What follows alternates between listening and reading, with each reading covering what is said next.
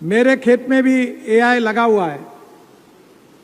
AI का मतलब होता है एक वेदर स्टेशन है, जमीन में मॉइस्चर कितना है उसका एक यंत्र है, और अमेरिकन सैटेलाइट का उपयोग करके गूगल और माइक्रोसॉफ्ट मेरे खेत का पिक्चर निकालती है और मेरे मोबाइल पर भेजती है और मुझे बताती है कि 8 दिन के बाद आपके गन्ने पर कौन सा रोग आने वाला है, अब पानी की कितनी जरूरत है, आपको यहाँ कौन सा खाद का भी उपयोग करना चाहिए, किसकी डिफिशियंसी है, इफिशियंसी कमी है, और ये सब बातें वहां से मार्गदर्शन होती है।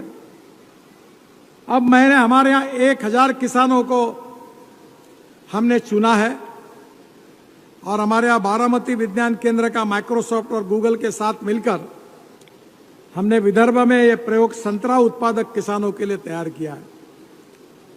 पहले संतरे की एसओपी तैयार की, गन्ने की एसओपी तैयार की, तुअर की एसओपी तैयार की और उसका जो पूरा प्रोग्राम है वो फिट किया गया।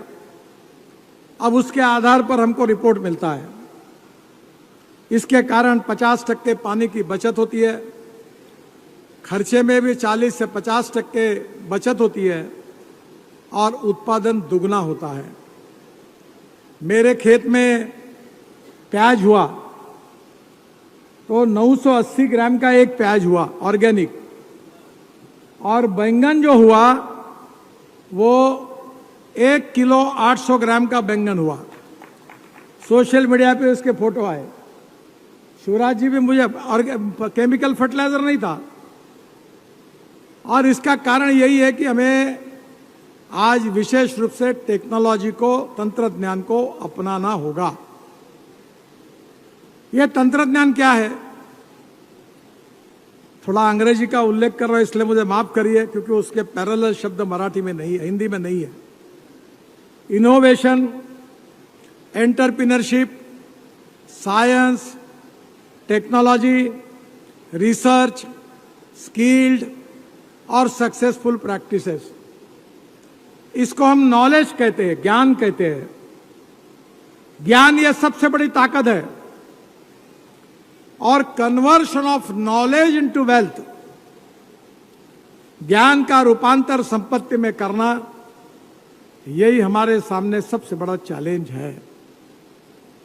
और दूसरी जो फिलॉसफी है जो किसानों के लिए बिल्कुल उपयोगी है कि no material is waste and no person is waste.